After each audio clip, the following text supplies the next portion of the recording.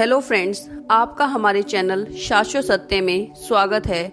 Video को प्रारंभ करने से पहले आपसे अनुरोध करते हैं कि आप हमारे चैनल को सब्सक्राइब एवं बेल के आइकन को दबाना ना भूलें, क्योंकि आप अंत में भूल जाते हैं और हमारे वीडियो को अंत तक जरूर देखें। फ्रेंड्स, वीडियो को प्रारंभ करते हैं।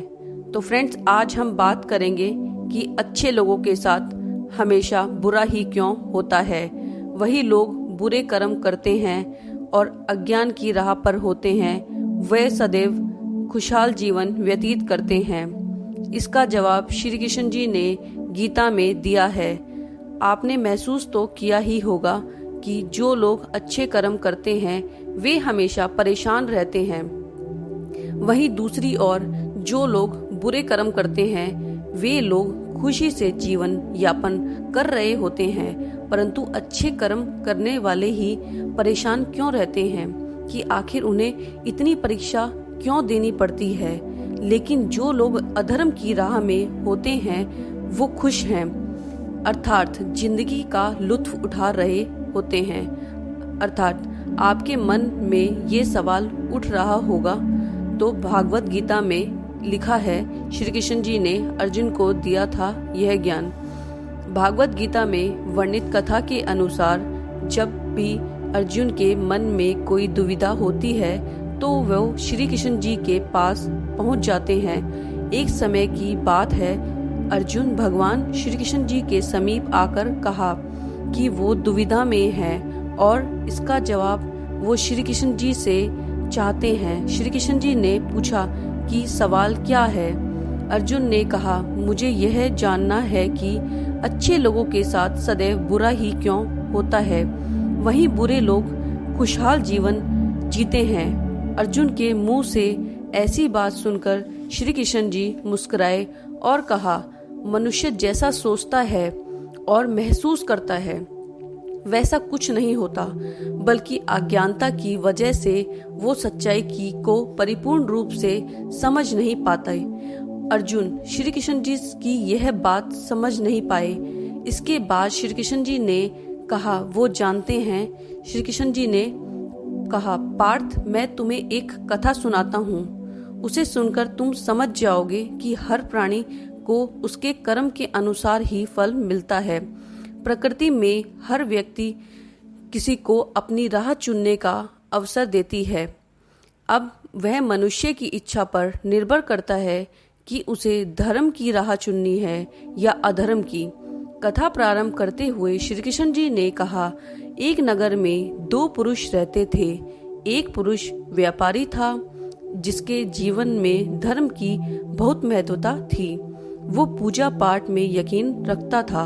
वह हर रोज मंदिर जाता था, भगवान की पूजा आराधना करता था नियमित रूप से। वहीं दूसरा पुरुष बिल्कुल विपरीत था।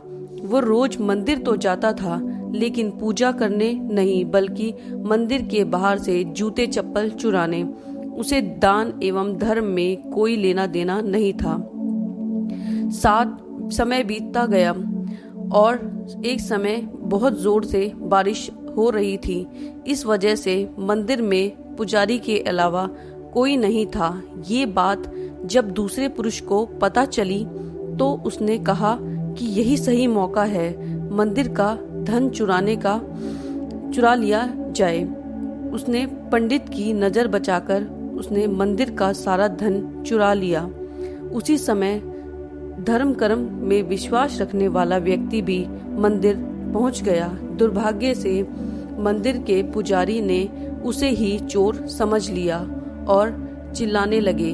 वहां लोग इकट्ठा हो गए और उसे बहुत मारा।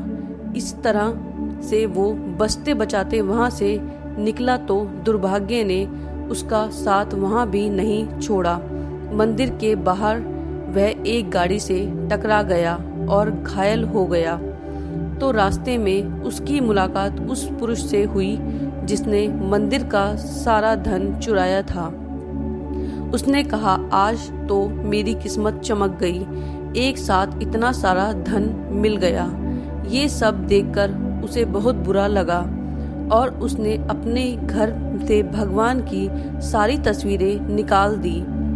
कुछ सालों बाद दोनों पुरुषों की मृत्यु हो गई। मरने के बाद जब दोनों यमराज की सभा में पहुंचे और भले पुरुष ने दूसरे व्यक्ति को देखा तो उसे बहुत गुस्सा आया। उसने क्रोधित होकर यमराज से पूछ ही लिया कि मैं तो हमेशा दान में विश्वास रखता था, उसके बदले जीवन भर मुझे अपमान का दर्द ही मिला है और इस व्यक्ति को नोटों से भरी पोटली, आखिर ऐसा भेदभाव क्यों? इस पर यमराज ने कहा, पुत्र तुम गलत समझ रहे हो। जिस दिन तुम्हारी गाड़ी से टक्कर हुई थी वो दिन तुम्हारे जीवन का आखिरी दिन था, परंतु तुम्हारे अच्छे कर्म की वजह से तुम्हारी मौत सिर्फ एक छोटी सी चोट में बदल गई। तुम इस दुष्ट व्यक्ति के बारे में जानना चाहते हो?